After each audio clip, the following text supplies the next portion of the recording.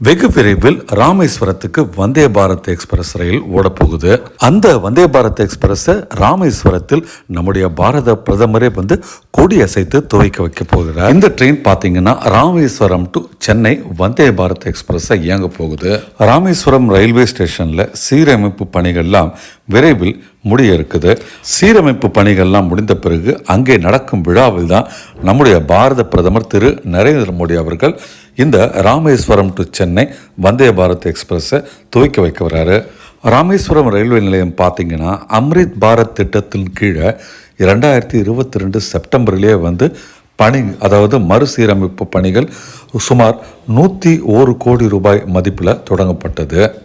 சீரமைக்கப்பட்ட இந்த ரயில்வே நிலையத்தில் 2 தளங்களில் புக்கிங் ஆஃபீஸ், பயணிகளுக்கான AC waiting hall, food stall, அப்புறம் பார்த்திங்கன்னா கடைகள், குடிநீர் மற்றும் நவீன கழிவறை வசதி, லிஃப்ட் வசதிகள், எஸ்கலேட்டர், அதை தவிர பயணிகளுக்கான 46 படுக்கைகள் கொண்ட பட்ஜெட் ஹோட்டல், 41 பெட்ஸ் இருக்கிற ரிட்டையரிங் ரூம், 72 படுக்கைகள் கொண்ட டார்மெட்ரி, எந்த விஷயங்கள்லாம் அந்த புனரமைக்கப்பட்ட ரயில்வே ஸ்டேஷனில் வரப்போகுதுங்க.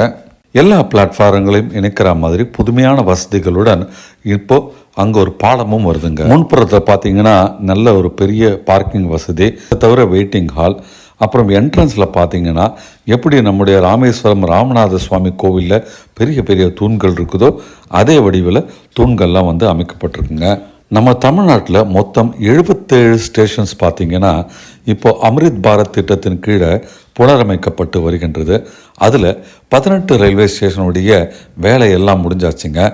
மிக விரைவில் ஒன்று இந்த மாதம் கடைசியில் இல்லாட்டி அடுத்த மாதம் முதல் வாரத்தில் போல் நம்முடைய பாரத பிரதமர் வந்து அந்த 18 ரயில்வே ஸ்டேஷனில் பயணிகளின் பயன்பாட்டுக்காக அர்ப்பணிக்க இருக்கிறாரு. அதனால் ராமேஸ்வரம் அவர் வர இருக்கிறாரு. அவர் வரும்போது ராமநாத சுவாமி கோவிலை வந்து தரிசனம் செய்வார். அங்கே இருக்கிற புனித தீர்த்தங்களில் நீராடுவார்.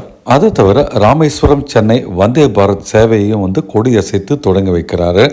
ராமேஸ்வரம் டு வாரணாசிக்கு கூடுதல் ரயில், மதுரை பழனி வழியாக ராமேஸ்வரம் மங்களூரு உள்ளிட்ட அனைத்து ரயில் சேவைகளையும் அவர் துவங்கி வைப்பார் என்று எதிர்பார்க்கப்படுகின்றது. வந்தே பாரத் எக்ஸ்பிரஸ் வந்த பிறகு சென்னையிலேருந்து ராமேஸ்வரம் போகிறோம், அங்கேருந்து சென்னைக்கு வரோன்றது இனிமேல் ரொம்ப சுலபமாக இருக்கும்போது அநேகமாக ஒரு 10 மணி நேரத்துக்குள்ளே இந்த பயணம் இருக்கலாம் என்று எதிர்பார்க்கப்படுகின்றது.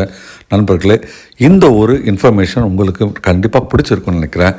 பிடிச்சிருந்தால் மறக்காமல் லைக் பட்டன் ப்ரெஸ் பண்ணுங்கள். சேனலுக்கு இப்போ தான் ஃபஸ்ட் டைம் வந்திருக்கீங்கன்னா மறக்காமல் சப்ஸ்கிரைபர் பட்டன் அழுத்துங்க. அடுத்த வீடியோவில் உங்களை காண்கின்றேன். நன்றி, வணக்கம்.